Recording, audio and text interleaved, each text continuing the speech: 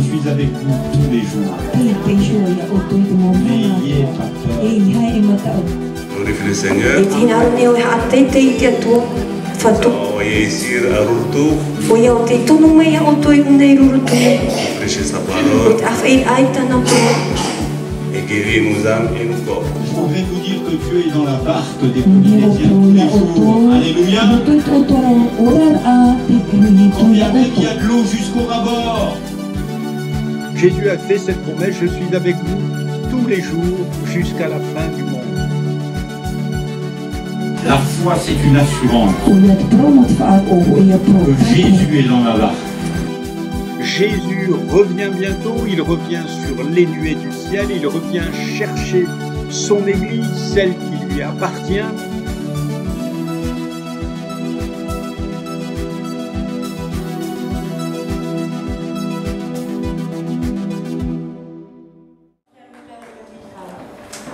Alléluia.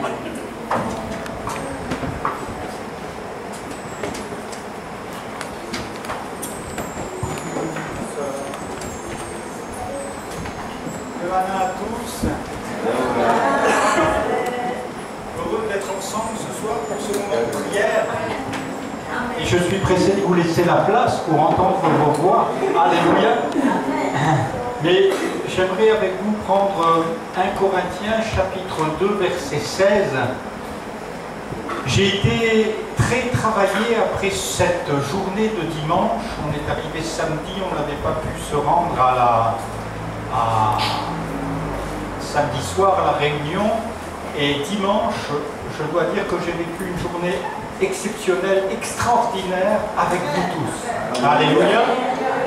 Et en réfléchissant à ça, lundi, je me suis vraiment posé et je réalise à quel point c'était une prédication prophétique.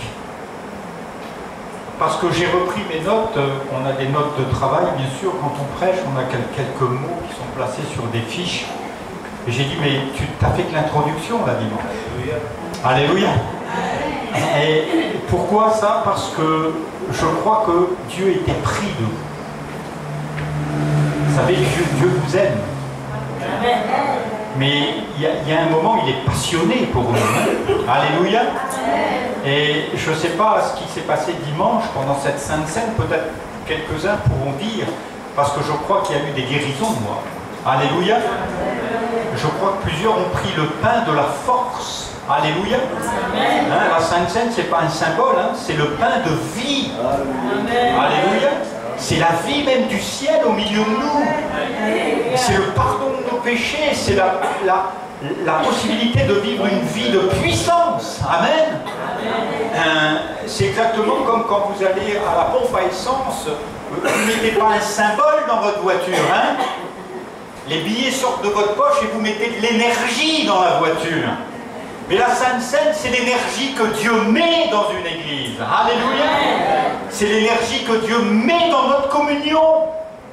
Alléluia. C'est pour ça qu'on la partage, la Seine. Elle n'est pas que pour un ou deux, mais on la partage tous ensemble. Et ensemble, on communie à la puissance et à la force du Dieu vivant. Et en repensant à ça, j'ai eu dans mon esprit cette pensée de 1 Corinthiens 2, verset 16,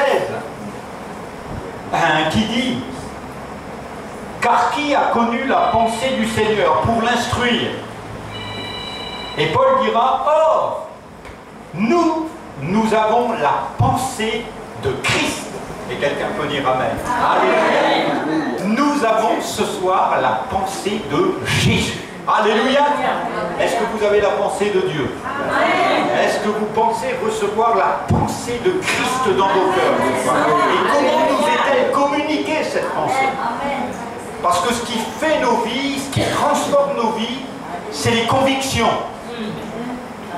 On entend parler de choses, nos idées changent, ça devient des valeurs et nos valeurs deviennent des convictions. Alléluia.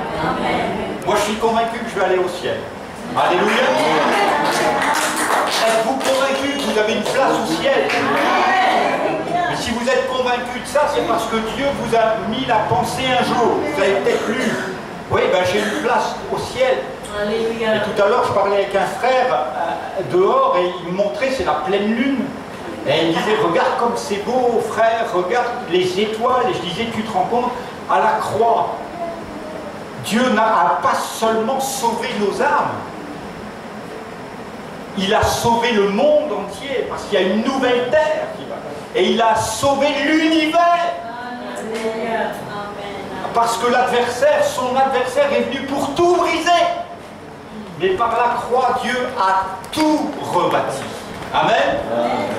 Et nous voulons véritablement rentrer dans cette promesse. Nous avons la pensée de Christ. Alléluia. L'apôtre Paul parle aux Corinthiens. Aux Corinthiens, vous savez, c'est une église où il y a eu plein de bazar. Hein. Il y a eu plein de choses terribles qui se sont passées à Corinthe et bien des choses charnelles. Mais Dieu voit bien plus loin que notre chair, voit bien plus loin que nos erreurs, que nos bêtises humaines, mais il a choisi de nous sauver par la folie de la prédication de la croix. Amen.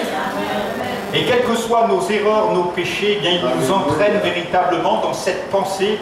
Or, nous avons la pensée de Christ.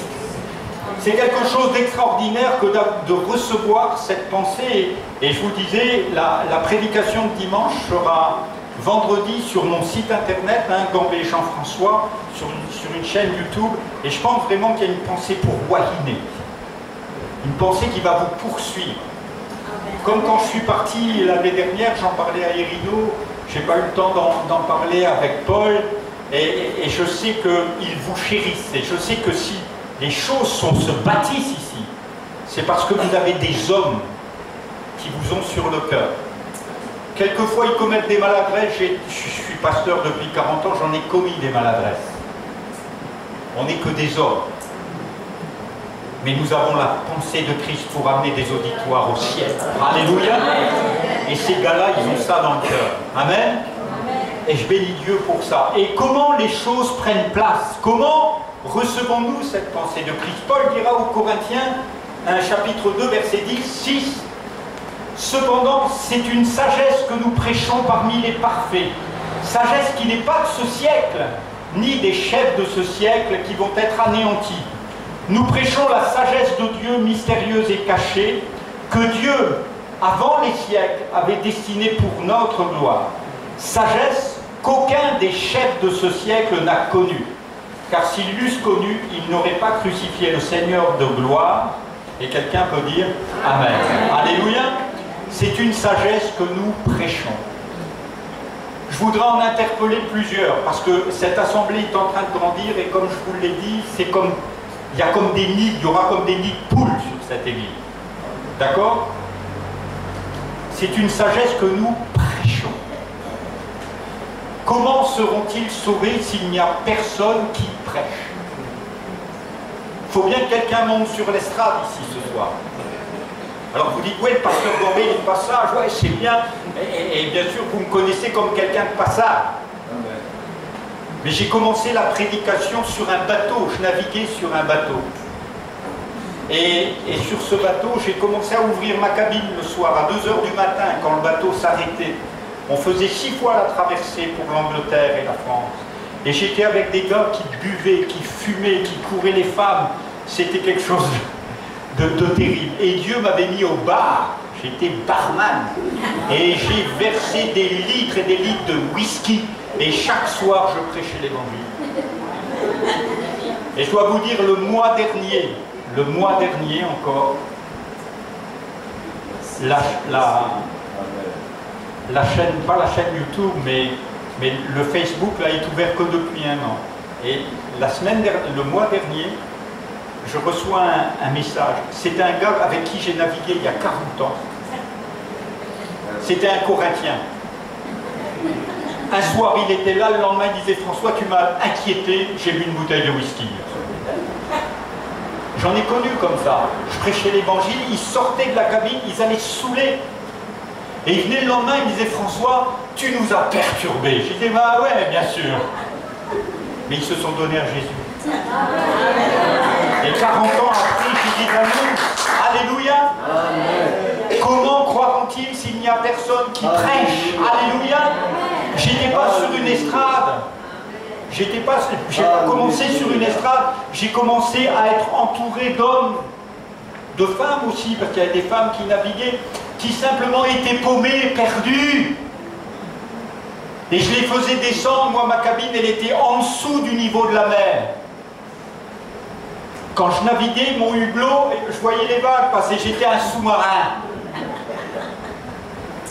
Et Dieu bénissait dans cette cabine. Vous comprenez? Amen. Nous prêchons la sagesse de Dieu, mystérieuse et cachée. Et quand je réfléchissais à ça, je disais, mais Seigneur, comment tu as fait pour les sauver? J'ai simplement offert des Bibles, j'ai parlé avec mon cœur, j'ouvrais simplement ma Bible. Je ne savais pas, je venais de me convertir. Je venais de me donner à Jésus, je ne connaissais pas.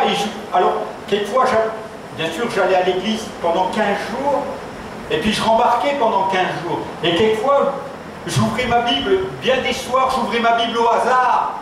Je n'avais pas eu le temps de rien préparer. J'avais bossé pendant 12 heures, j'avais versé des litres de whisky. Mais simplement, j'ouvrais ma Bible, je disais, pendant 7-8 minutes, je disais ce que je ressentais dans mes tripes. Avec mes tripes, j'avais que ça, j'avais même pas de notes. Et ensuite, je terminais par la prière. Et quand j'ai quitté ce bateau, il y avait une petite église sur ce bateau. Alléluia. Comment croiront-ils s'il n'y a personne qui prêche? J'ai eu l'audace, mais je ne m'en rendais même pas compte. Dieu avait mis dans mon cœur cette audace. Alors que quand je passais dans le bateau, tous les marins disaient, tiens, là le curé. Parce que quand ils étaient tous ensemble, là, ils rigolaient. Hein. Ah là là, le curé. Alors, le 3x5, il m'appelait. Mais je disais, vous pensez pas mieux dire, parce que moi, tous les matins, quand je me peigne, je dis, comment va Saint-François? Parce que c'est comme ça que Dieu me voit. Alléluia. Et c'est une sagesse, dira Paul, que nous prêchons parmi les parfaits. Regardez un peu à Corinthe comment ça se passe. Relisez Corinthiens, vous allez voir, bon, il y avait un tas de choses dans ces livres. Mais Dieu, Paul dira, c'est une sagesse que nous prêchons parmi les parfaits. Vous êtes déjà saints. Alléluia. C'est parce que vous pensez de vous qui est important. Ce soir, j'aimerais pas parler de vous, j'aimerais parler de celui qui est venu du ciel. Cette sagesse, nous la prêchons parmi les parfaits. Dieu vous voit parfait. Alléluia. Et c'est ce qui compte, c'est parce que vous pensez de vous-même. C'est ce que lui pense de vous. Cette sagesse, c'est la sagesse de la croix. Nous prêchons Christ crucifié. C'est une folie pour ceux qui sont morts, mais c'est ce qu'ils ont besoin d'entendre. Depuis des années, je ne prêche que ça, Christ crucifié. Mais je vois que c'est la seule arme efficace. Alléluia. Bon, quelquefois, au long de mes années, j'ai essayé de plaire à mes auditoires, comme tout le monde. Hein. Voilà, j'ai essayé mais je dis, mais il n'y a que la croix qui peut sauver un homme. Alléluia. Et l'apôtre Paul disait, je ne me lasse pas de répéter pour vous la même chose. Alléluia. N'aie pas peur, Paul, de répéter toujours la même chose. Alléluia, c'est ce qu'ils ont besoin. N'aie pas peur, Erino, de répéter la même chose. Je sais quand on est là pendant des années, alors quelquefois on dit, mais ils sont fatigués, t'inquiète pas, ils ne seront pas fous, c'est la croix. Alléluia. Et c'est la croix de Jésus que nous prêchons. C'est une folie, mais c'est ce qui donne la vie. C'est ce que nous sommes appelés à prêcher. Dieu a besoin de prédicateurs ici. Quand je suis arrivé ici, j'ai parlé à 2 hommes, ils se reconnaissent certainement dans l'auditoire, mais Dieu a besoin de prédicateurs. Et il faut véritablement qu'il n'ait pas peur de prêcher cette croix, qu'il n'ait pas peur de ne pas avoir peut-être de quoi parler. On n'a pas besoin de... J'ai pas besoin de parler. Vous avez besoin de Christ. Alléluia. Et Christ rend par la folie de la prédication. C'est son choix. C'est le choix de Dieu. Vous savez, ça a été le choix pour Saint Pierre. Pierre, qui il était? Un pécheur. Il n'avait pas été beaucoup à l'école. Hein. Et voilà que Dieu le bombarde, pasteur de Jérusalem. Vous savez que dans son auditoire, il y avait des gens qui avaient étudié toute leur vie. Hein. Mais Dieu choisit Pierre. Alléluia. Un pêcheur de poissons. Il sent encore le hareng. Et lui, il prêche à des grands sages qui sortent de la faculté, qui sont venus voir Jésus en disant « Mais que faut-il faire pour naître de nouveau ?» Parce qu'ils ont beau avoir toute la faculté, ils ne sont même pas nés de Dieu. Et voilà pourquoi Dieu choisit les choses folles du monde. Et peut-être à vos yeux, vous êtes à rien, mais Dieu choisit ceux qui sont rien pour convaincre le monde. Alléluia. Et ces gars-là, ces 12 gars que Dieu a choisis, ce n'étaient pas des savants, mais c'était des hommes de cœur qui ont accepté simplement de prêcher. Ils n'étaient pas faits pour ça. Un pêcheur, c'est fait pour être tranquille sur son bateau, à la pêche, il pêche les poissons un par un. Et là, le voilà que Pierre, d'un seul coup, il prêche l'évangile. À la première prédication, il y a 3000 personnes qui se convertissent. Mais qu'est-ce qu'on va faire? On a besoin d'une salle. Non, non, tu n'as pas besoin d'une salle, on va continuer. Tout Jérusalem s'est converti. Waouh, quelqu'un peut dire Alléluia. C'était des hommes du peuple sans instruction. Alléluia. Nous avons la pensée de Christ par la prédication ce soir, par le Saint-Esprit. Et on continue ensemble, verset 9. Comme il est écrit, ce sont des choses que l'œil n'a pas vues, que l'oreille n'a pas entendues, qui ne sont pas montées au cœur de l'homme, des choses que Dieu a préparées pour ceux qui l'aiment. Dieu nous les a révélées par l'Esprit, car l'Esprit sonde tout, même les profondeurs de Dieu. Lequel des hommes, en effet, connaît les choses de l'homme, si ce n'est l'Esprit de l'homme qui est en lui? De même, personne ne connaît les choses de Dieu, si ce n'est l'Esprit de Dieu. Car nous avons reçu l'Esprit. Nous n'avons pas reçu, l'Esprit du monde, mais l'Esprit qui vient de Dieu. Afin que nous connaissions les choses que Dieu nous a données par sa grâce. Et nous en parlons non avec des discours qu'enseigne la sagesse humaine, mais avec celle qu'enseigne l'Esprit, employant un langage spirituel pour les choses spirituelles. Et quelqu'un peut dire Amen. Alléluia. Nous avons la pensée de Christ, elle nous vient par la prédication, elle nous vient par le Saint-Esprit. Alléluia. Le Saint-Esprit sonde tout, sonde les profondeurs de Dieu. Et le Saint-Esprit est à l'œuvre ici, Seigneur, pour nous convaincre. Parce que c'est ça, la terminaison, ce sera d'être convaincu. Pour nous convaincre de pécher. Oui, il convainc le monde de pécher, bien sûr. Le monde gît sous la puissance du malin. Nous étions tous errants, nous étions tous des brebis perdues. Et Dieu, dans sa sagesse, à lui, a choisi la prédication de la foi pour nous sauver et pour nous amener à recevoir le Saint-Esprit. Avez-vous reçu le Saint-Esprit quand vous avez cru? C'est important parce que le Saint-Esprit, c'est un pédagogue. Vous savez, pédagogen en grec, c'est celui qui vous conduit à l'école. Il vous conduit à l'école de Dieu. Alléluia. Le Saint-Esprit vous conduit tout au long de vos journées à l'école. À l'école de Dieu. Quand vous rentrez, tiens, il y a un problème avec monsieur. Bon, qu'est-ce que tu... Ben, tu es à l'école, ma chérie. Alléluia. Oui, tu es à l'école. Ah ben, j'aimerais bien changer de classe. Tiens, je vais aller à la réunion, ça va me changer. Non, non, non, non. Tu vas rester à l'école ce soir. Alléluia. Et ça nous arrive de devoir rester à l'école. C'est qu'on a des cours du soir. Moi, Dieu m'a fait faire des cours du soir. Il a dit, tu comprends pas ce que je veux te dire? Hein? C'est important de réaliser que le Saint-Esprit nous conduit dans toute la vérité. La vérité, c'est sa parole. La vérité, c'est ce que lui dit de moi. Je suis venu vous parler de lui, pas de vous. Vous avez des problèmes, mais lui peut résoudre tous les problèmes. Le Saint-Esprit nous convainc de péché, de justice. Est-ce que vous savez que vous êtes justifiés? Vous êtes tous convaincus que vous êtes justes. Alléluia. Vous êtes justes parce que Dieu l'a déclaré. Alléluia. Nous sommes justifiés par son sang. Alléluia. Et nous sommes aussi sanctifiés par sa puissance. Vous avez fait des efforts pour vous changer? Moi aussi. Pendant des années, je me suis dit, je vais faire des efforts, hein, alors je vais jeûner, Mais ce n'est pas par vos œuvres que vous êtes sauvés, hein. Ah non, non, non, non. Afin que personne ne se glorifie, hein. Non, non, non, on ne mérite rien et on est capable de rien. Et quand on s'abandonne vraiment, Dieu nous change. Alléluia.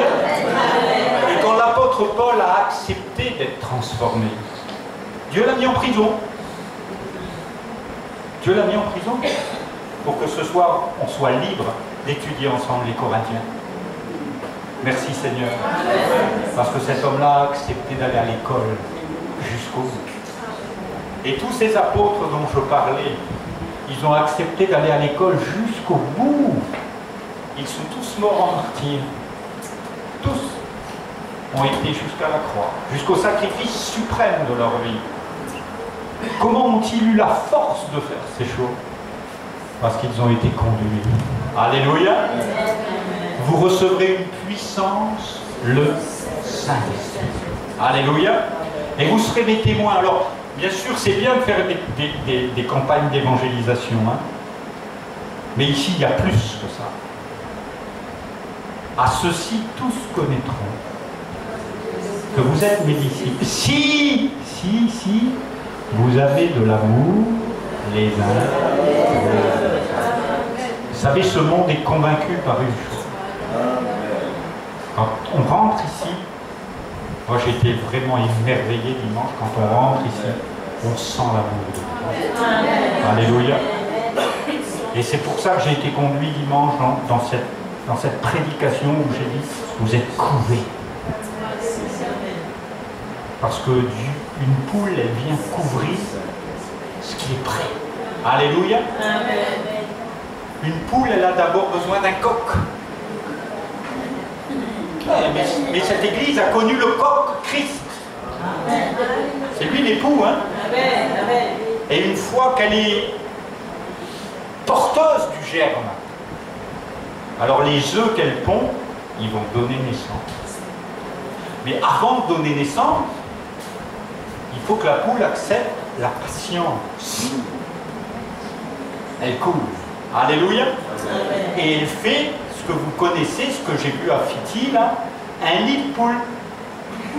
Un nid de poule là-bas. Mais il faut que quelqu'un y la couverte.